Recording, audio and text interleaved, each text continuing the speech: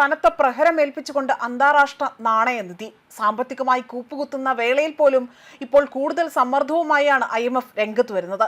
പ്രധാനമായും തന്നെ പാകിസ്ഥാൻ തീവ്രവാദത്തിന് ഫണ്ട് വിനിയോഗിക്കൂ എന്ന് ഒരാക്ഷേപം ഇപ്പോൾ വലിയ രീതിയിൽ ഉയർന്നു കേൾക്കുന്നുണ്ട്.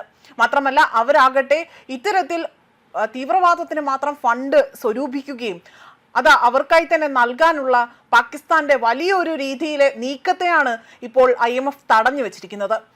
മാത്രമല്ല സാമ്പത്തിക പ്രതിസന്ധിയിൽപ്പെട്ട് ഇവിടെ വലിയ രീതിയിൽ ഉഴയുന്ന പാകിസ്ഥാന് മേൽ കൂടുതൽ സമ്മർദ്ദവുമായി തന്നെയാണ് ഇവർ രംഗത്ത് വരുന്നത്. അഴിമതി അത് തടയുന്നതിനായി തന്നെ 11 പുതിയ വ്യവസ്ഥകൾ കൂടി ചേർത്തിരിക്കുകയാണ് IMF.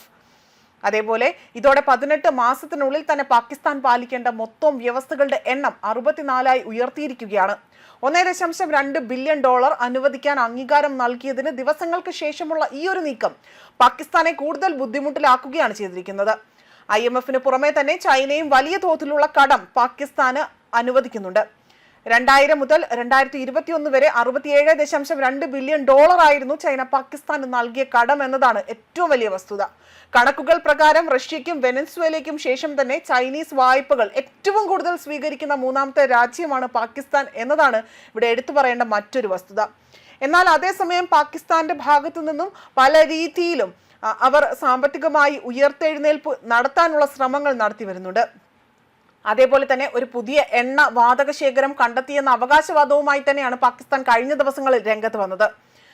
അതായത് ഖൈബർ പഖ്തൂൺഖ്വ പ്രവിശ്യയിലെ കൊഹാക് നഷ്പാല ബ്ലോക്കിലായിരുന്നു ശേഖരം കണ്ടെത്തിയതായി തന്നെ പാകിസ്ഥാന്റെ പൊതുമേഖല എണ്ണ കമ്പനിയായ oil and gas development company വ്യക്തമാക്കിയത്. പാകിസ്ഥാനിലെ ഏറ്റവും വലിയ എണ്ണ വാതക ഉൽപാദന കമ്പനിയാണിത്. അതുപോലെ തന്നെ നഷ്പ ബ്ലോക്കിലെ ബരഗഡ് X01 എണ്ണ കിണറിലാണ് ഈ ഒരു ശേഖരം കണ്ടെത്തിയത്. സാമ്പത്തിക ഞെരുക്കത്തിൽ പോലും കടക്കണിയിൽ പെട്ടു നിൽക്കുന്ന അല്ലെങ്കിൽ കടക്കണിയിൽ നട്ടം തിരിയുന്ന പാകിസ്ഥാൻ ഇപ്പോൾ പുതുതായി തന്നെ കണ്ടെത്തിയ എണ്ണ വാതക ശേഖരങ്ങളുടെ കരുത്ത് അത് കരകയറാനാകുമെന്ന പ്രതീക്ഷയിലാണ് ഇവർ ഇപ്പോഴുള്ളത്. അതിനിടയിലാണ് IMF ഇത്തരത്തിലൊരു പ്രഹരമേൽപ്പിച്ചുകൊണ്ട് രംഗത്ത് വരുന്നത്.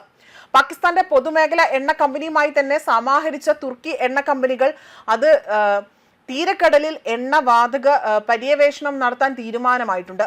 ഇതിനു പിന്നാലെയാണ് ഇപ്പോൾ ഖൈബർ പഖ്തൂൺഖ്വ മേഖലയിൽ ഇത്തരത്തിൽ എണ്ണ വാതക ശേഖരം കണ്ടെത്തിയതായിട്ടുള്ള പുതിയ റിപ്പോർട്ടുകൾ പുറത്തു വരുന്നത്. പാകിസ്ഥാനിലെ എണ്ണ പര്യവേഷണത്തിന് US കമ്പനികൾ എത്തുമെന്ന് നേരത്തെ തന്നെ പ്രസിഡന്റ് ട്രംപ് വ്യക്തമാക്കിയിരുന്നു. പാകിസ്ഥാനും US ഇത് സംബന്ധിച്ചുകൊണ്ട് കരാറുകളിൽ ഒപ്പുവെക്കണമെന്ന സൂചനകളാണ് പുറത്തു വന്നത്.